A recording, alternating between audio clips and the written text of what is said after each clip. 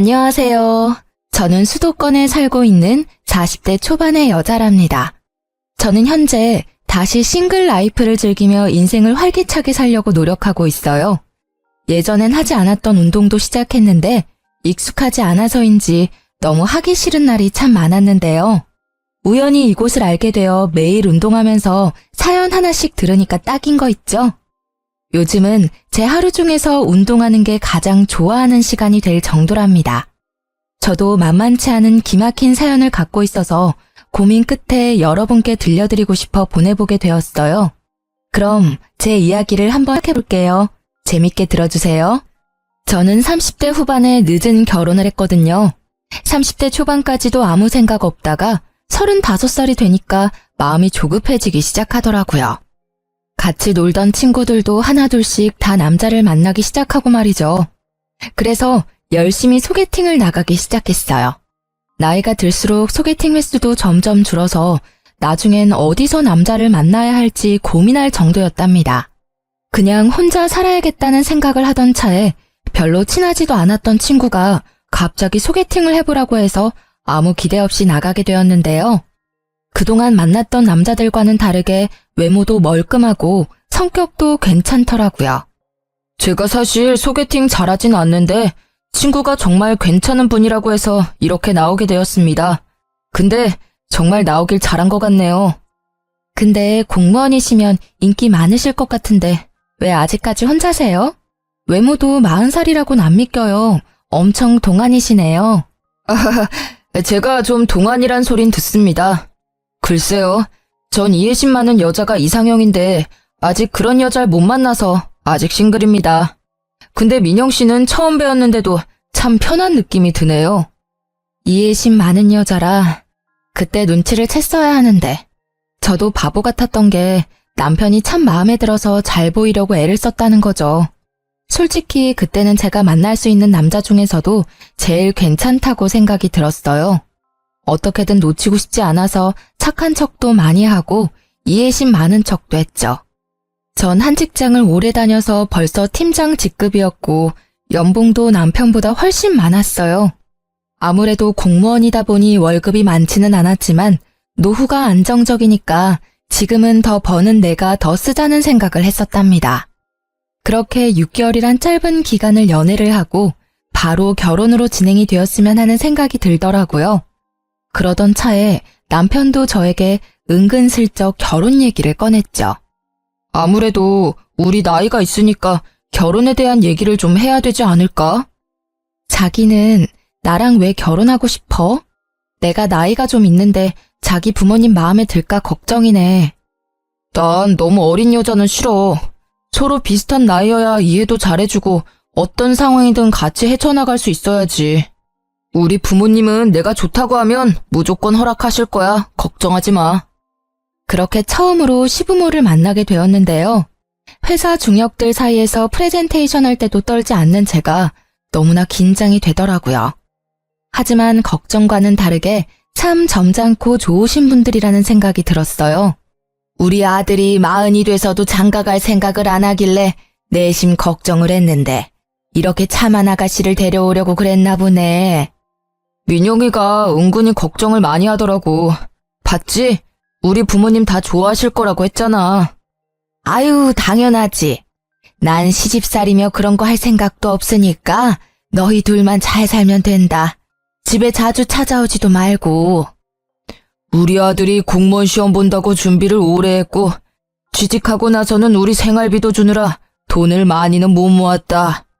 우리도 결혼 자금을 넉넉하게 대줄 형편은 못 된다. 너희 둘이 지혜롭게 생각해서 준비했으면 한다. 아, 네. 그 부분이라면 걱정 마세요. 제가 직장 생활을 오래 해서 모아둔 돈도 좀 있고요. 결혼식도 소박하게 하려고 해요. 아유, 아주 이해심 많고 착한 며느리를 만났네. 내가 말년에 복이 넘치나 보다. 순조롭게 상견례까지 마치고 결혼 준비도 제가 거의 주도해서 진행했어요. 아무래도 남편이 공무원 준비하고 그러느라 세상 일 돌아가는 거나 물건을 잘 구매하는 방법 같은 것도 모르더라고요. 전 워낙 그런 거에 빠삭하고 회사 지원받아 가전도 할인받아 살 수 있어서 제가 거의 다 혼수를 준비했죠. 번갯불에 콩 구워 먹듯이 치르고 신혼집까지 서로 직장이 가까운 곳으로 운 좋게 빨리 구할 수 있었답니다. 결혼 못할 것 같았던 딸이 공무원 사위를 데려오니 친정 부모님도 아주 양팔 벌려 환영하시는 분위기였고요. 그렇게 많은 사람들의 축복을 받으며 결혼 생활을 시작했어요. 그때까지만 해도 나도 남들처럼 이쁜 아기도 낳고 행복한 결혼 생활을 할 수 있을 거란 기대에 부풀었죠. 말 그대로 몇 달간의 허니문 기간을 딱 지내고 나니 현실이 밀려오기 시작하더라고요.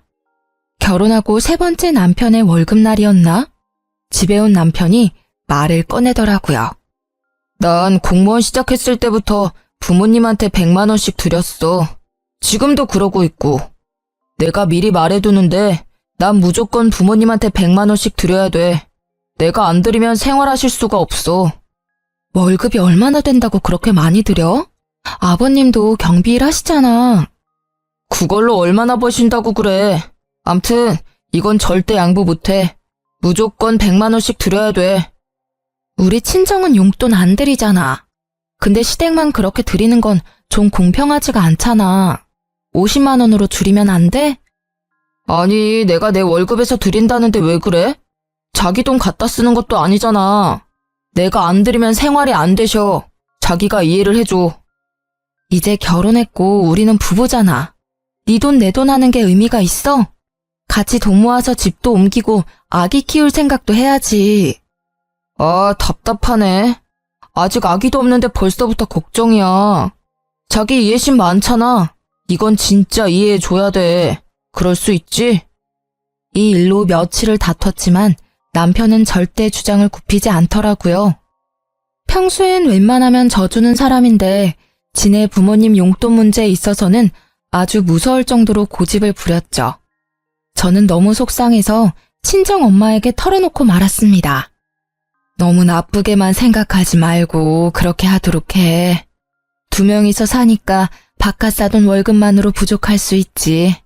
우리야 용돈 필요 없으니까 우리 줄 용돈까지 시댁에 드린다고 좋게 생각하고 남편이랑 화해하고, 응? 엄마가 그렇게까지 말해주니 마음이 좀 풀리기도 하고 친정 부모님께 죄송스럽기도 하고 여러 가지 감정이 들었죠. 결혼한 지 얼마 되지도 않았고 결국 남편을 이해해주기로 했답니다. 근데 남편 월급에서 100만 원 빼고 보험료 빼고 뭐 빼고 하면 남는 돈이 별로 없는 것 같더라고요. 처음엔 생활비라고 돈을 주더니 액수가 점점 줄더라고요. 제가 군말 안 하고 그냥 받으니까 괜찮다고 여겼는지 어느 달은 기막히게도 20만 원을 주는 거 있죠? 금액을 보고 순간 열이 확 뻗쳐서 남편에게 쏘아붙였답니다. 해도 너무하는 거 아니야? 시댁엔 매달 100만 원씩 주면서 지금 생활비라고 달랑 20만 원 준 거야? 이번 달에 자동차 보험료 내고 쓸 데가 좀 있었어. 당신이 나보다 더 훨씬 많이 벌잖아. 더 버는 사람이 생활비 좀 더 내면 어때서 그래? 너무 야박하게 그러지 말자. 내가 그동안 말을 안 해서 그렇지 지금까지도 내가 생활비 거의 다 부담하고 있었거든? 자기가 시켜먹는 배달비가 한 달에 얼만지 알아? 20만 원으론 배달비도 안 나와. 여자는 결혼하면 다 이렇게 무섭게 변하는 거야?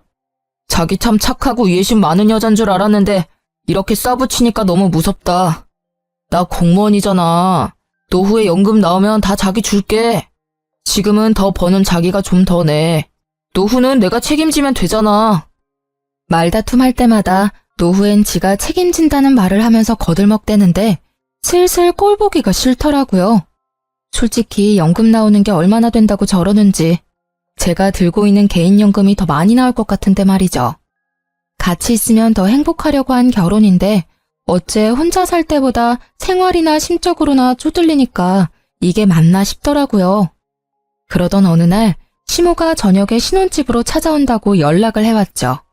그래서 부랴부랴 퇴근을 해서 아파트 앞에 가보니까 시모가 벌써 와서 팔짱 딱 끼고 현관문 앞에 서 있더라고요. 어머니 오신다고 며칠 전에 연락 좀 해주시죠. 일부러 그랬다. 그래야 평소에 어떻게 해놓고 사는지 좀 보지. 그 말을 들으니까 좀 벙찌더라고요. 그래서 대답도 못하고 일단 집으로 같이 들어갔어요. 아무리 맞벌이라고 해도 네가 안주인인데 집을 좀 깨끗하게 해놔야지. 청소기는 언제 돌렸니? 이 바닥에 머리카락 쌓인 것 좀 봐. 손에 한 움큼 잡힌다. 아, 죄송해요. 평일엔 너무 바빠서 못하고요. 주말에 몰아서 다 하고 그래요. 아유, 요즘 애들은 아주 편하게 산다니까. 근데 보통 지금 들어오니? 그럼 저녁은 언제 차려서 먹어? 아, 오늘은 좀 일찍 끝내고 온 거고요. 평소엔 정수 씨 혼자 차려 먹거나 배달 시켜 먹고 그래요. 뭐? 남편 밥도 안 챙겨줘? 너 그러려고 결혼했니? 우리 아들은 내가 아침도 삼첩반상으로만 차려줬는데 오늘은 너네 냉장고 검사 좀 하러 왔다. 기본적인 요리 실력이 있는지 말이다. 그런데 배달 시켜 먹는다고 하니 안 봐도 뻔할 뻔짜구나.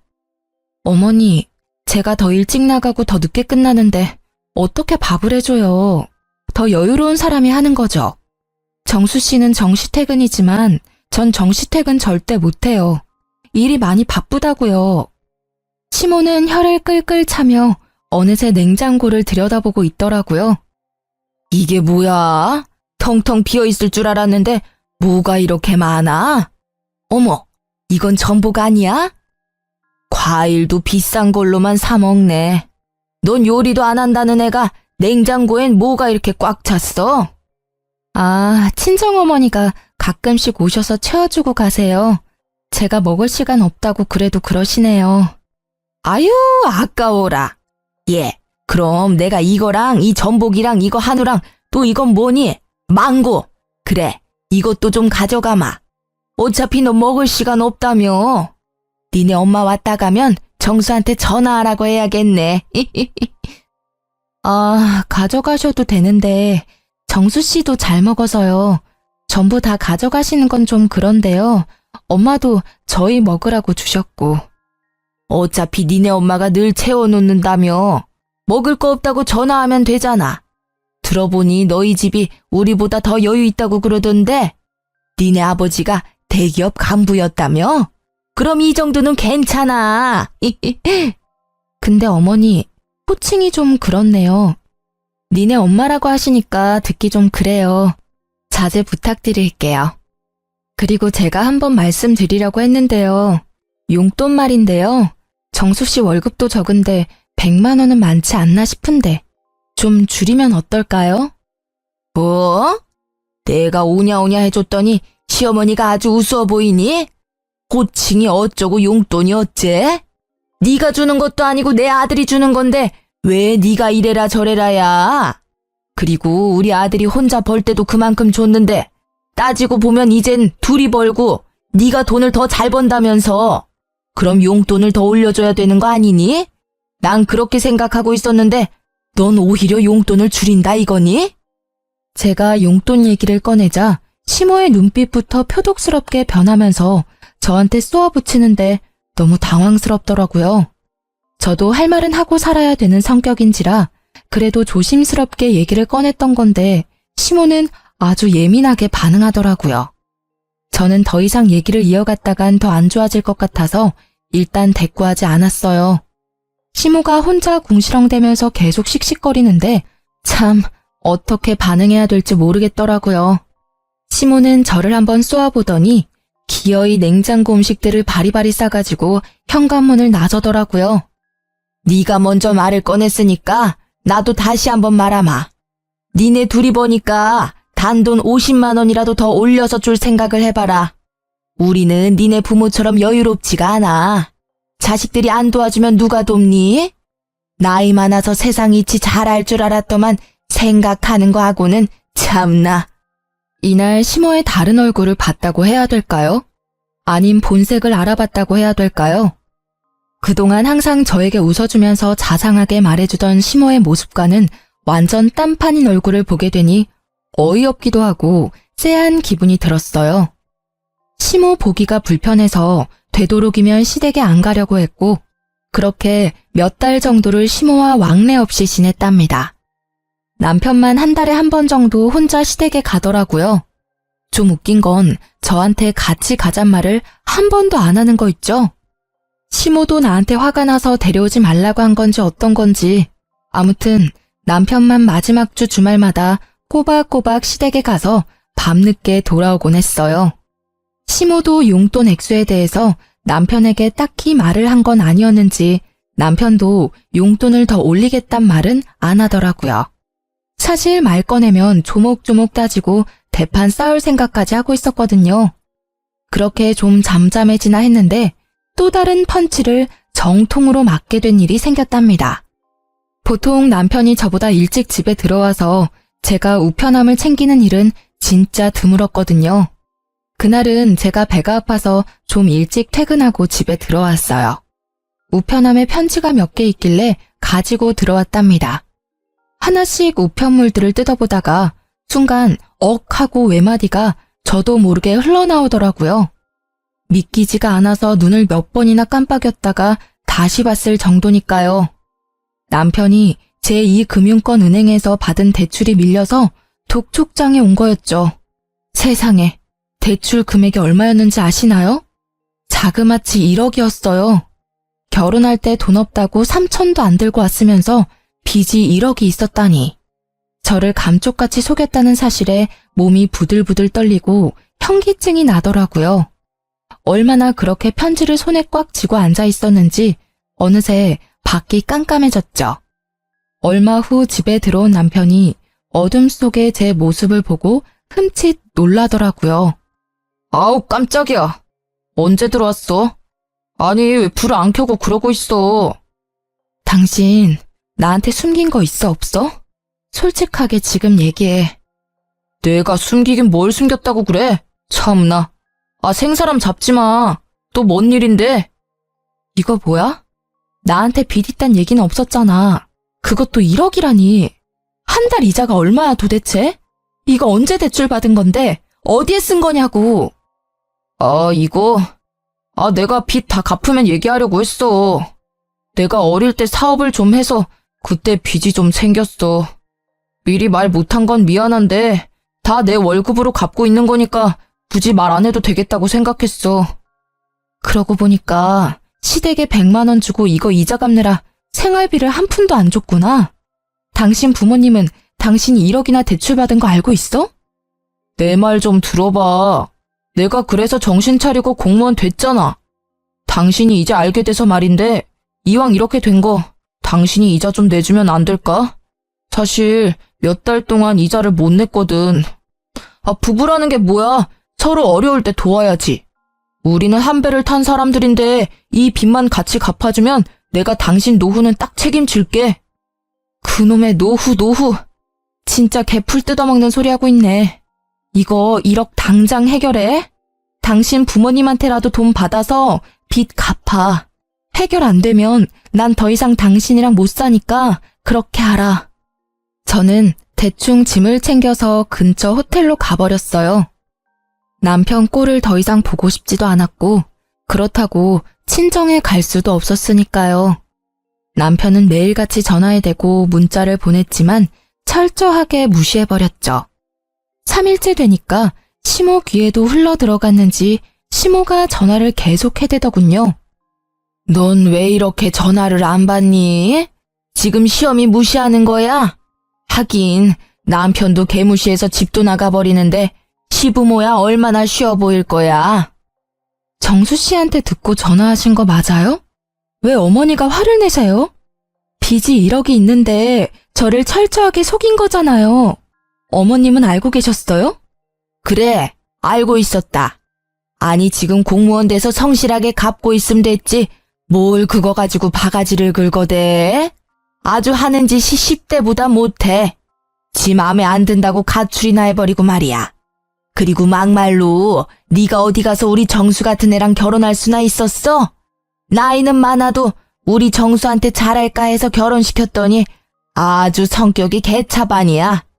남편이 뭐라든 밀어줄 수 있어야지 여자가. 지금 말 너무 심하게 하는 거 아시죠? 며느리 무시하는 게 좋으세요? 아무튼 저는 대출 1억을 숨긴 남자랑은 한평생 같이 못 살 것 같으니까요. 지금 사과할 거 아니면 저한테 전화하지 마세요. 저는 시모의 막말에 화가 머리끝까지 나서 전화를 거칠게 끊어버렸답니다. 혼자서 곰곰이 연애 때부터 지금까지 생각을 해보았어요. 사실 죽고 못 살 정도로 사랑해서 한 결혼도 아닌데 왜 나만 이렇게 다 맞춰줘야 하는지, 그리고 남편의 문제를 어느새 제가 다 해결을 하고 있었다는 걸 깨달았죠. 아무리 남자가 애라지만 그래도 나보다 나이도 3살이나 많은데 보호받고 대접받는다는 느낌을 전혀 받지 못하고 살아왔더라고요. 거기다 빚이 1억이라니. 계속 같이 산다면 제가 같이 갚아야 할 것 같았죠. 저는 확실하게 매듭을 짓지 않으면 이혼을 해야겠다고 결정을 내렸어요. 제 태도가 확 달라진 걸 눈치챘는지 그날 저녁부터 남편이 어떻게 알고는 호텔까지 찾아와서 납작 엎드리더라고요. 여보, 미안해. 내가 잘못했어. 빚은 내가 천천히 무슨 일이 있어도 당신한테 피해 안 주고 매달 잘 갚을게. 우리 엄마가 한 말도 너무 심각하게 생각하지 말고 제발 한 귀로 흘려들어. 어? 여보, 제발 집에 좀 가자. 화 좀 풀고, 어? 월급 받으면 용돈이다 뭐다 해서 남는 돈도 없으면서 무슨 수로 1억을 갚아. 당장 생활비 100만 원도 못 주면서. 결혼하기 전이나 지금이나 버는 돈은 똑같은데 왜 이렇게 매달 쪼들려서 살아야 되는지 이해가 안 돼. 난 이렇게 경제적으로 힘들게 살고 싶지 않아. 이럴 거면 지금 헤어지는 게 좋을 것 같아. 여보, 난 당신 사랑해. 당신 없으면 난 죽어. 제발 한 번만 용서해줘. 내가 평생 걸려서 갚더라도 절대 당신한테 피해 안 줄게. 우리가 이렇게 늦게 만난 만큼 보란 듯이 더 잘 살아야 되지 않겠어? 제발 여보, 내가 당신한테 다 맞추고 살게. 여보, 내 얼굴 봐서라도 한 번만 봐주라. 이때 진짜 뒤도 안 돌아보고 헤어졌어야 했는데 말이죠. 그놈의 미련이 뭐라고 정이 뭐라고. 제 손을 잡으며 눈물을 글썽이는 남편을 보니 마음이 약해지더라고요. 저는 몇 날 며칠을 고민하다가 남편을 한 번 더 믿어보기로 했답니다. 남편이 시댁에도 입단속을 시켰는지 시모 전화도 오지 않고 조용하더라고요. 남편이 매달 갚고 있는 이자를 꼬박꼬박 보여주니까 바보 같았던 저는 조금씩 남편의 빚도 같이 갚아주기 시작했답니다. 빨리 빚 문제를 해결하고 속 편하게 살고 싶었고 아기도 얼른 갖고 싶었거든요. 그렇게 1년쯤 지났고 명절 때만 하루 시댁에 다녀올 뿐 연락도 안 하고 사니까 세상 편하더라고요. 남편 혼자 매달 마지막 주말에 시댁에 갔다가 오는 건 여전했죠. 그래도 단 한 번도 같이 가자는 말을 안 하고 슬쩍 혼자 다녀오니까 서운하긴 하더라고요. 근데 당신은 마지막 주에 시댁에 가면서 왜 나한테 같이 가자는 말은 한 번도 안 해? 당신 우리 집 가는 거 별로 안 좋아하는 거 아니었어? 그래서 그냥 나 혼자 빨리 갔다 오는 거지. 해야 될 일도 있고. 무슨 일을 하는데? 어머님하고도 이제 좀 풀어야지. 계속 이렇게 지내는 건 나도 불편하고. 이번 달엔 나도 같이 갈까? 아니, 그럴 필요 없어. 우리 엄마는 벌써 다 잊어버리셨어. 걱정하지 마. 다음에 구정 때나 같이 가면 되지. 사실 집에 갔다가 동네 친구도 좀 만나고 오는 건데 그 정도는 괜찮지? 남편이 사람 좋은 웃음을 지으면서 얘기하는데 영 느낌이 안 좋더라고요. 뭔가 숨기는 것처럼 쎄하다고 할까요? 빚 문제로 이미 남편에 대한 믿음을 잃어버린 저는 뭔가 이상한 낌새를 받았죠. 동네 친구를 만난다니 바람이 난 것 같기도 하고 또 무슨 일을 벌이는 건 아닐지 의심이 되더라고요. 그래서 마지막 주말에 남편이 시댁에 갈 때 몰래 따라가 보기로 마음을 먹었답니다. 드디어 기다리던 날이 다가왔어요. 이른 아침에 남편이 어김없이 시댁에 간다며 나가더라고요. 저는 마트에 장 보러 간다고 남편과 같이 주차장까지 나가서 남편을 배웅하고 곧바로 제 차를 끌고 남편 뒤를 쫓아갔답니다. 30분쯤 달려서 시댁 앞에 서더라고요. 남편이 집으로 들어갔는데 5분도 안 돼서 시부모와 남편이 같이 나오는 게 아니겠어요? 셋이서 남편 차를 타고 어디론가 가더라고요. 저도 간격을 두고 부지런히 남편 차를 쫓아갔는데 무려 2시간쯤 걸려 도착한 곳은 강원도의 어느 인적 드문 산기슭 동네였어요. 지금도 무슨 동네인지는 전혀 모르겠어요. 남편의 차가 적색 벽돌로 지어진 요양병원 앞에 서더라고요. 저는 남편이 주차하고 세 사람이 병원 안으로 들어가고 나서야 멀찍이 주차하고 병원으로 따라 들어갔답니다. 안으로 들어가니 이미 세 사람은 사라진 후였고 어디로 가야 할지 전혀 감을 못 잡겠더라고요. 저는 조심스럽게 접수처로 가서 남편 이름을 넌지시 말해봤어요. 아, 결혼하셨다더니 오늘은 같이 오신 거예요? 3층에 306호로 가보세요. 저는 터질 것 같은 가슴을 진정시키며 천천히 306호로 걸어갔어요. 문 앞에 서자 익숙한 세 사람의 뒷모습이 보이더라고요. 그리고 멍한 표정으로 침대에 누워서 세 사람을 보고 있는 한 남자를 봤죠. 얼굴이 남편과 꽤 닮았더군요. 저는 병실로 올라오기 전에 간호사와 나눴던 이야기가 생각나 몸이 파르르 떨려왔답니다. 결심을 마친 저는 심호흡을 한번 깊게 하고 문을 활짝 열어 제꼈어요. 세 사람이 동시에 뒤를 돌아보았는데 저를 발견하고 기함을 하더라고요. 당신이 어떻게 여길 어떻게 알고 왔어? 왜? 내가 못 올 때 왔어? 그럼 당신이 좀 말해줘봐. 여기가 도대체 어디야? 너 어떻게 알고 온 거야? 설마 너 우리 미행한 거야? 이거 아주 앙큼한 년이네. 순에 빠진 줄 알았더니 아주 무서운 애네 얘가. 무서운 건 아줌마랑 아줌마 아들이고요. 나를 까맣게 속이고 결혼을 해? 이거 사기 결혼이야. 때 되면 다 말하려고 했어. 그리고 네가 물어보기나 했어. 동생 있냐고 물어보기나 했냐고. 그걸 지금 변명이라고 해? 조현병 걸린 동생 요양병원에 입원시켜놓고 외동아들인 척 숨기고 결혼한 게 누군데? 왜 니네 부모한테 100만 원씩 줬는지 이제 알겠네. 그래, 내가 내 월급으로 동생 병원비로 쓴다는데 네가 뭔 상관인데? 집안에 환자 있는 게 얼마나 힘든 건지 네가 알기나 해? 가뜩이나 힘들어 죽겠는데 너까지 보태지 말고 이왕 이렇게 알게 됐으니까 와서 인사나 해. 인사 같은 소리 하고 있네. 네가 결혼 못한 이유가 있었네. 네 빚도 사업 망해서 생긴 거 아니지? 너 같은 새가슴이 사업을 했을 리가 없지. 네 동생 병원비 같이 갚아줄 바보 같은 여자 찾아다녔니? 그래, 나 좋다고 쫓아다니다가 동생 정신병원에 있다니까 다 도망가더라. 그래서 당신은 놓치고 싶지 않았어. 그래서 어쩔 수 없이 말 못한 거야. 아이고, 불쌍한 우리 아들. 이렇게 잘났는데 동생 때문에 그 좋은 혼처 다 놓치고 결국 이런 나이 40 다 된 애 만나서 수모까지 겪고 시부모 뒤를 밟을 생각을 하다니 내가 아주 너한테 소름이 끼친다. 네가 뭘 잘했다고 여기서 큰 소리야?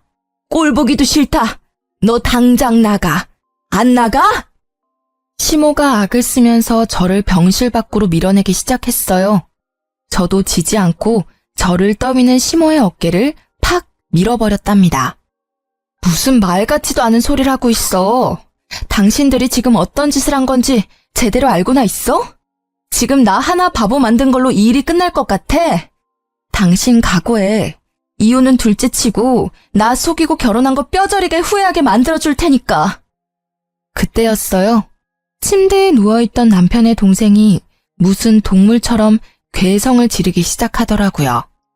손과 발이 다 침대에 묶인 채로 말이죠. 도대체 얼마나 심각한 상태인 건지는 몰라도 침대가 부서지도록 팔을 흔들면서 열심히 소리를 질러대는데 솔직히 무섭더라고요. 시부가 의사를 부르러 나가고 시모도 지 아들이 무서운 건지 멀찍이 침대에서 떨어져 멍하니 바라만 보고 있고 남편은 씩씩대며 저를 노려보고 있는 거 있죠. 남편이 저에게 성큼성큼 다가왔어요. 네가 시끄럽게 구니까 저 새끼가 흥분해서 또 발악을 하잖아. 아, 지겨워 진짜. 이 짓을 언제까지 해야 돼? 좀만 더 있으면 내가 다 말하려고 했는데 넌 왜 여기까지 쫓아와서 이 사달을 만들고 난리야? 적반하장으로 나오는 남편의 태도를 보니 진짜 사람 같지도 않더라고요. 저는 아주 세게 남편의 뺨을 갈겨버렸습니다. 너같이 이기적이고 사이코패스 같은 놈한테 속아서 결혼한 내가 한심하다. 법원에서 보자. 제 손목을 잡으려는 남편의 팔을 세게 쳐버리고 병실을 나왔어요. 울지 않으려고 입술을 세게 깨물었지만 차로 가는 사이 벌써 눈물이 줄줄 흘러내리더라고요. 간신히 마음을 추스리고 집으로 돌아오는데 제가 당한 이 기막힌 현실이 믿어지지가 않았죠. 저도 이렇게 힘든데 도대체 이 일을 어떻게 친정 부모님한테 말을 해야 할지 정말 미치겠더라고요. 도무지 현실 같지가 않고 차라리 깨고 말 악몽이었으면 하고 바랬을 정도였어요. 당장 회사에 출근할 힘도 없어서 일단 며칠 정도 휴가를 내고 친정 부모님한테 말도 못하고 혼자 끙끙대며 알아 누웠어요. 남편은 겁이 난 건지 다 끝났다고 생각을 한 건지 집에 콧배기도 안 비치더군요. 그렇게 며칠이 지나고 저는 마음을 추스리고 친정으로 갔답니다. 처음에 말 꺼내기는 어려웠지만 한번 시작하니 폭포처럼 그동안 참았던 말들이 다 튀어나오더라고요.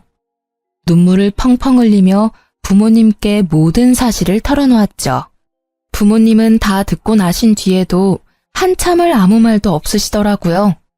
저만큼 많이 놀라고 믿기지 않으셨겠죠. 아버지가 일어나시더니 옷을 챙겨 입기 시작하셨어요. 그리곤 딱 한마디 하셨죠. 앞장서라. 그렇게 친정 부모님과 저는 시댁으로 찾아갔답니다. 친정아버지는 시부모가 문을 열어주자마자 거침없이 들어가서는 그 집안에 있는 물건들을 닥치는 대로 던지기 시작했어요. 시부가 고함을 치며 친정아버지를 막아섰고 시모가 째랑째랑한 목소리로 악을 쓰며 말을 하더라고요. 아니 이게 지금 무슨 짓이에요? 교양 없게. 다짜고짜 쳐들어와서 지금 뭐 하는 거예요? 아이고, 그렇게 교양 있는 옆에 내가 우리를 감쪽같이 속이고 사기 결혼을 시켰어? 이거 진짜 콩밥 먹어봐야 정신 차릴 옆에 내 아니야? 당신들이 무슨 짓을 저지른지 알아? 이거는 명백히 사기 결혼이야. 내가 우리 딸 인생 망친 값 톡톡히 치르게 할 거야. 알아들어? 아버님, 제가 조만간 말씀드리려고 했어요. 속인 게 아니고요. 말하는 시기를 좀 늦춘 거죠. 그리고 아버님이 정신적으로 아픈 가족 돌보는 게 얼마나 힘든 건지 아십니까? 예?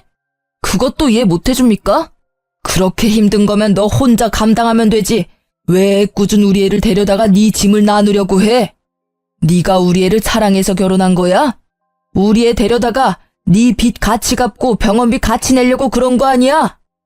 아픈 동생 있다고 이렇게 이혼을 하자는 게 말이 됩니까? 당신 이렇게 나 버리면 천하의 못된 년 되는 거야. 부부가 어려울 때 서로 도와야지 이게 이혼할 일이야? 나는 절대 이혼 못하니까 마음대로 해봐. 이건 내가 혼인 무효 소송을 걸어도 당신은 할 말 없어. 천하의 못된 년? 진짜 당신의 그 어거지에 기가 막힌다. 나한테 한마디 사과도 없으면서 어떻게 그딴 식으로 말해? 이 쓰레기들하고는 말이 안 통한다. 가자.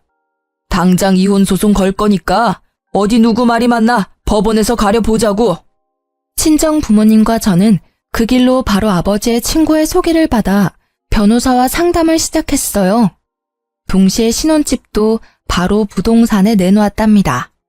사실 시부모한텐 반반 결혼이라고 했지만 친정아버지 명의 아파트를 저희한테 살라고 주셨던 거거든요. 남자 나이 40에 3천만 원도 없는 걸 구제해줬더니 제 골수까지 빼먹으려고 작정하고 결혼한 거잖아요. 참 기가 막히죠? 아버지는 남편과 같이 살았던 아파트라 재수가 없다면서 당장 팔아버리겠다고 엄청 화를 내시며 부동산을 찾아가셨던 겁니다.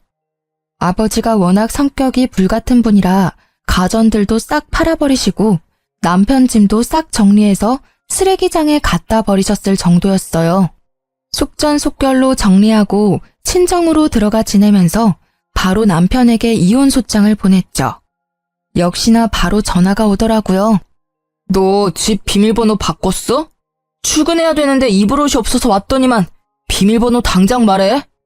들어가도 소용없어. 집 팔려고 내놨으니까. 당신 짐도 싹 갖다 버렸으니까 옷 없으면 새로 사 입던지. 어차피 좋은 옷들도 아닌데. 너 진짜 미친 거 아니야? 왜 내 허락도 없이 내 짐을 갖다 버려? 너 안 그래도 소장 보냈던데 우리 집 팔아버리고 내 짐 버린 것도 다 손해배상 물게 할 거야. 난 절대 이혼 안 해. 넌 내 옆에 붙어 살게 될 테니까 두고 보자. 손해배상? 지나가던 개가 웃겠네. 그리고 내 집 내가 판다는데 당신이 무슨 권리로 이래라 저래라야? 심지어 가정가구도 다 내가 혼수로 해가서 지는 꼴랑 텔레비전 하나 사왔으면서. 앞으론 변호사 통해서만 연락해. 난 더 이상 할 말 없으니까. 지 마음대로 안 되니까 아주 악을 써대는데 짜증나서 전화를 끊어버렸죠. 그리고 법원 판결 날 때까지 일체 연락을 받지 않았답니다. 판결 날 때 그 인간 얼굴 보기 싫어서 가지도 않았고요. 변호사가 다 처리해줘서 참 다행이었죠. 판결이야 당연히 저의 승소였죠. 사기 결혼 수준이었고 생활비도 다 제가 냈고 남편 빚도 제가 같이 갚고 있었으니 위자료로 받아낼 수 있는 최고 수준을 받아낼 수 있었어요. 마음 같아선 그 인간이랑 그 집구석 인간들 모두 사기죄로 감옥에 쳐넣고 싶었지만 이렇게 마무리하기로 했죠. 똥 묻은 손인 거 뻔히 아는데 안 씻고 계속 두고 있으면 뭐하나요? 그냥 내 성에 안 차도 깨끗하게 씻어버리고 끝내고 마는 거죠 뭐. 핸드폰 번호도 바꿔버리고 이참에 회사도 길게 휴가 내버렸죠. 너무 마음의 상처가 크고 충격이 커서 빨리 이겨내고 싶어도 잘 극복이 되지가 않더라고요. 친정부모님이 시간이 약이라며 옆에서 위로해 주셨지만 저 스스로 이겨내야 한다는 걸 누구보다 잘 알고 있었죠. 그런데 상처가 아물 새도 없이 전 남편 놈이 찾아오기 시작하더라고요. 어느 날 저녁에 친정집 앞에서 술 냄새 풍기며 죽치고 앉아있는 게 아니겠어요? 여긴 왜 왔어? 당장 안 꺼져? 술 냄새. 남의 집에서 웬 추태야. 너 때문에 우리 집 작살났어. 위자료 5천만 원 내느라 우리 부모님 전세집까지 내놓고 원룸으로 쫓겨났다고. 너 하나 집에 잘못 들여서 우리 부모님이 무슨 죄냐? 이거 네가 책임져야 돼. 당장 돈 돌려줘. 여전히 어거지를 잘 부리네. 아직도 네가 뭘 잘못했는지 모르는 거야? 아니면 인정을 못하는 거야? 너한테 속아서 돈 뜯기고 이혼녀된 내 인생은 어떻게 책임질 건데? 5천만 원으로 마무리해준 것도 감사하다고 해야 될 판에 돈을 돌려달라고? 넌 돈 많잖아. 서울에 아파트도 있고 네 월급 나보다 3배나 많고. 내가 동생 문제 말고는 뭔 문제가 있냐? 바람을 폈냐 도박을 했냐? 다른 여자들은 남편한테 맞고도 잘만 붙어 살더라. 아니다. 여보, 우리 다시 시작하자. 우리 가족 문제 말고는 아무 문제 없었잖아. 내가 동생하고 부모님하고 연 다 끊을게. 당신만 나 받아주면 당신만 보고 살게, 여보. 네 가족하고 작당하고 나를 지옥불로 끌고 들어가려고 한 주제에 뭐? 이제 와서 연을 끊어? 개가 똥을 끊겠다. 다시 찾아오지 마. 또 찾아오면 그땐 5천만 원으로 안 끝날 줄 알아. 제가 집으로 들어가려고 하자 전 남편이 무릎을 꿇은 자세로 질질 기어오더니 제 발목을 덥석 잡는 게 아니겠어요? 아무래도 남자 힘이 세다 보니 꽉 잡고 안 놓는데 아무리 발을 구르고 비틀어도 안 빠지더라고요. 이거 안 나? 경찰 부른다? 제가 핸드폰을 들고 경찰을 부르려고 하자 전 남편이 벌떡 일어나서는 제 핸드폰을 확 빼앗아가는 거예요. 눈빛을 보니 매섭게 번뜩이고 있더라고요. 경찰 좋아하네. 이젠 뭐 범죄자까지 만들어서 직장도 잘리게 만들라고. 누구 인생을 더 조질라고 이게 진짜 보자 하니까. 아! 전 남편이 손을 들어서 저를 때리려는 신용을 했어요. 저는 순간적으로 눈을 질끈 감았죠. 그때였어요. 쿵 하는 소리가 나서 눈을 떠보니 전 남편이 복도 구석에 처박혀 있었어요. 이 자식이 아직도 정신을 못 차리고 감히 내 집에 와서 소란을 부려? 너 오늘 내가 가만 안 둬. 다시 못 찾아오게 다리 몽둥이를 분질러 버릴라. 불같은 성격의 아버지가 무슨 짓을 하실지 몰라 얼른 막아섰죠. 괜히 이러다가 폭행죄다 뭐다 빌미만 줘요. 그냥 경찰에 바로 신고해버려요. 제가 지금 신고할게요. 신고한 지 10분도 안 돼서 경찰이 왔고 경찰이 술에 쩔어서 힘없이 앉아있는 전 남편을 데리고 갔답니다. 참 웃긴 게 혹시나 경찰서 가서 조사라도 받을까봐 굽신대면서 지가 스스로 밖으로 나가더라고요. 그렇게 전 남편과의 악연은 마무리가 되었죠. 그 후로 지금까지 다신 만나지 않았거든요. 덕분에 아주 별 경험을 다 해봤네요.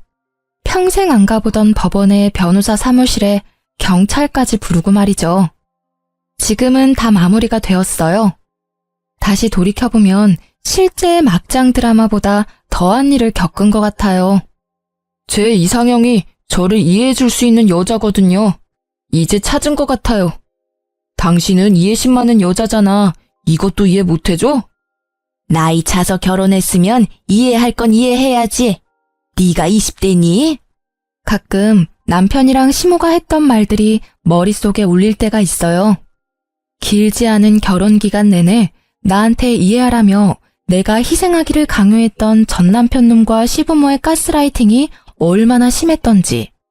이혼한 지금까지도 그 생각에서 벗어나기가 쉽지 않네요. 하지만 현실은 드라마보다 더 구질구질하고 처리해야 될 일도 많고 감정적으로도 너무 힘들더라고요.